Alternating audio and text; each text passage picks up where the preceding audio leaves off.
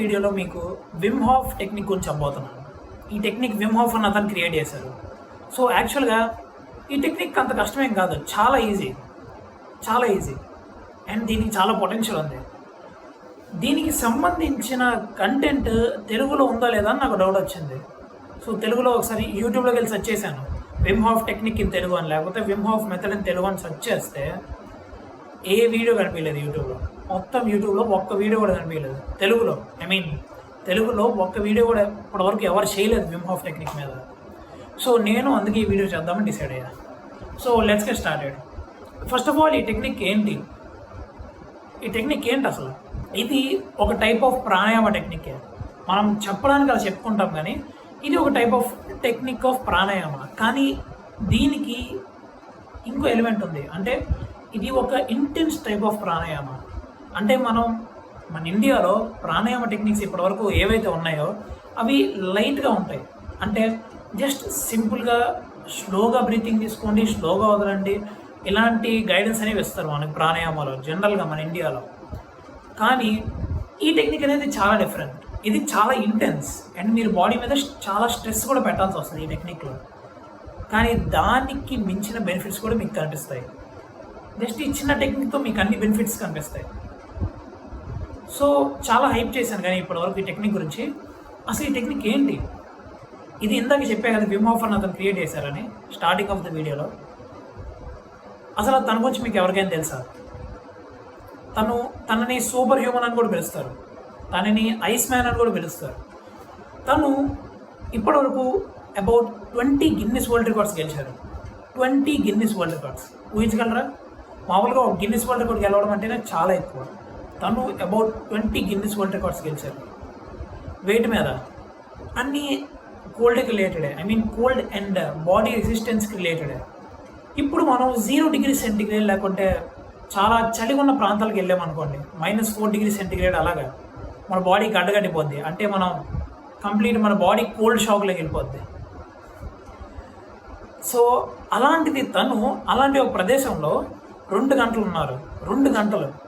And అదొకటే కాదు, ఇంకా తను అలాంటి ఒక ప్రదేశంలో ఐస్ వాటర్లోకి డీప్ డైవింగ్కి వెళ్ళారు. సో దీన్ని బట్టి తెలుస్తుంది తన టాలెంట్ ఏంటో. అండ్ తను ఒక ఇంటర్వ్యూలో ఏం చెప్పారంటే, ఈ విన్యాసాలు ఏవైతే చేశానో ఇది నేను మాత్రమే కాదు, ఎవరైనా చేయగలరు. నేను చెప్పే టెక్నిక్ ఫాలో అయితే ఎవరైనా చేయగలరు అని తను అందరికీ చెప్పారు.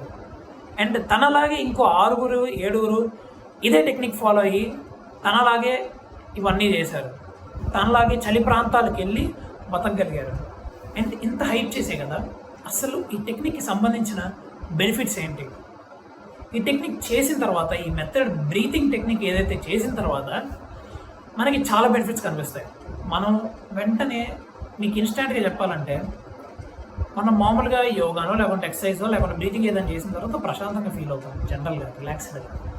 కానీ ఈ టెక్నిక్ చేస్తే మాత్రం ఇంకో లెవెల్ ఆఫ్ రిలాక్సేషన్ వస్తుంది. అది మామూలు రిలాక్సేషన్ కాదు. అంటే మీరు మామూలుగా యోగా చేసిన తర్వాత ఒక టైప్ ఆఫ్ రిలాక్సేషన్ ఫీలింగ్ ఉంటుంది చూడండి, అది ఇన్సిగ్నిఫికెంట్ దీంతో కంపేర్ చేస్తే. ఇది చేసిన తర్వాత మీ బాడీ చాలా లైట్గా ఫీల్ అవుతుంది అండ్ చాలా ఎనర్జెటిక్గా కూడా ఫీల్ అవుతుంది. ఈ టెక్నిక్ చాలా సింపుల్. మీరు ఒకసారి ఈ టెక్నిక్ విన్న తర్వాత ఇంత సింపుల్ అనుకుంటారు. మీరు చేసిన తర్వాత చాలా ఎనర్జెటిక్గా ఫీల్ అవుతారు. మీరు రోజంతా ఏదైతే పనులు ఉంటాయో లేకపోతే ఎలాంటి యాక్టివిటీస్ అని అనుకోండి, మీరు ఎనర్జెటిక్గా చేస్తారని నేను గ్యారంటీ ఇస్తున్నాను.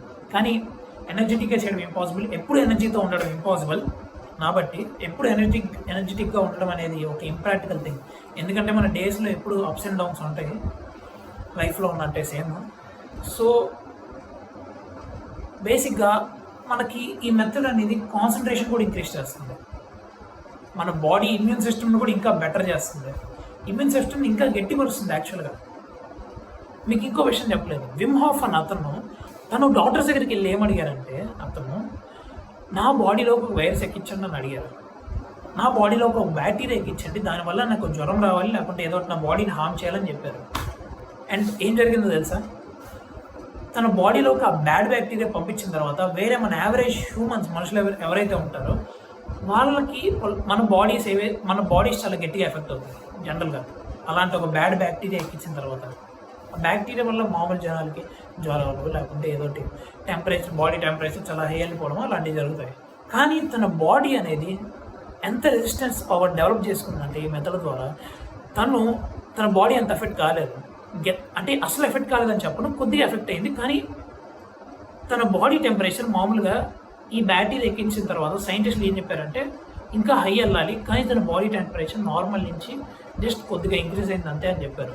అంటే అసలు బ్యాక్టీరియా తనని మామూలు మనుషులను ఎలా ఎఫెక్ట్ చేస్తుందో దానికి దగ్గరలో కూడా ఎఫెక్ట్ చేయలేదు తను. అంత పవర్ఫుల్గా తన బాడీని డెవలప్ చేసుకున్నాడు.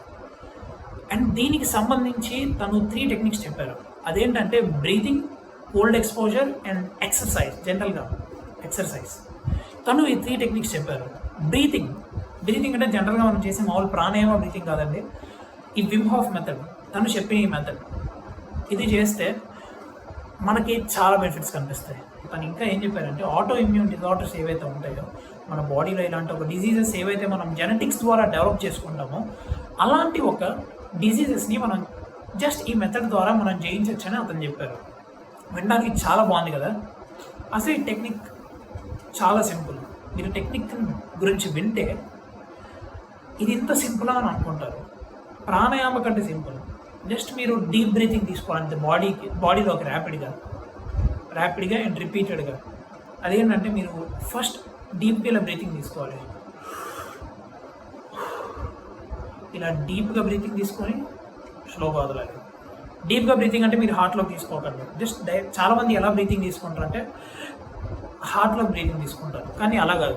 మీరు స్టమక్ నుంచి total front part of the body ఏదైతే ఉందో మొత్తం ఎక్స్పాండ్ కావాలి మీరు బ్రీతింగ్ తీసుకుంటున్నప్పుడు. డైఫ్రాగ్మ్ అంటే స్టమక్కి చెస్ట్కి మధ్యలో ఉన్న ఒక ఏరియా.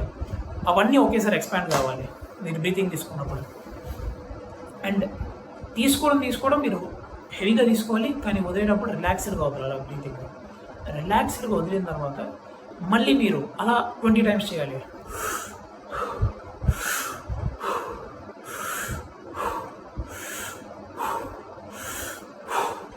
ఇలా మీరు 20 టైమ్స్ చేయాలి. Just 20 times. అది ఫస్ట్ రౌండ్. 20 టైమ్స్ చేసిన తర్వాత ఇంకోటి అంత సింపుల్ కాదు. మీరు 20 టైమ్స్ చేసిన తర్వాత ఒక 2 మినిట్స్ బ్రీతింగ్ ఆపుకోవాలి. వినడానికి కష్టంగానే ఉంటుంది, కానీ 2 మినిట్స్ ఆపుకోవడం చాలా ఈజీ.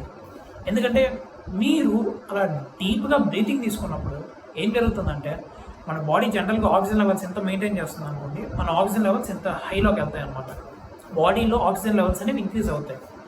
ఇంక్రీజ్ అయిన తర్వాత మనం ఎక్కువసేపు బ్రీతింగ్ ఆపుకోగలం. Easy right? 2 మినిట్స్ ఏంటి, 3 మినిట్స్ కూడా ఆపుకోగలం. బాడీ ఎక్కువ ఆక్సిజన్ అనేది రీటైన్ చేసుకోగలదు ఈ టైంలో. అలా మీరు 2 మినిట్స్ ఆగిన తర్వాత లాస్ట్ 10 సెకండ్స్ ఏవైతే ఉంటాయో ఆ లాస్ట్ 10 సెకండ్స్ లోపు మీరు మళ్ళీ డీప్ బ్రీత్ తీసుకోవాలి. ఇలా డీప్ బ్రీతింగ్ తీసుకొని ఒక 10 సెకండ్స్ ఆగాలంతే. 10 సెకండ్స్ ఆగిన తర్వాత ఇలా నెమ్మదిగా వదలండి. 10 సెకండ్స్ ఆగిన తర్వాత ఇది ఫస్ట్ రౌండ్, ఇది 1 రౌండ్. మళ్ళీ ఈ 1 రౌండ్ తర్వాత second round and third round చేయొచ్చు. మీకు కావాలి ఎన్ని రౌండ్స్ అయినా చేసుకోవచ్చు. మీరు 5 to 6 రౌండ్స్ వరకు అయినా చేసుకోవచ్చు. కానీ జనరల్గా మీరు స్టార్ట్ చేస్తున్నారు కాబట్టి 3 రౌండ్స్ చేస్తే బెటర్. 3 రౌండ్స్. ఇది చేసిన తర్వాత మీరు చాలా రిలాక్స్డ్గా ఫీల్ అవుతారు అండ్ చాలా ఎనర్జెటిక్గా ఫీల్ అవుతారు. ఇంత ఎనర్జెటిక్గా మీరు లైఫ్లో ఫీల్ అయ్యి ఉండరు, నేను గ్యారంటీ ఇస్తాను. ఈ టెక్నిక్ని నేను ఆల్మోస్ట్ 2 వీక్స్ నుంచి చేస్తున్నాను అండ్ చాలా బెనిఫిట్స్ చూసాను నాలోనే ఈ టెక్నిక్ వల్ల. Thank you for watching this video.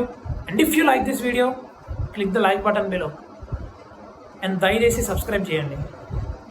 Thank you.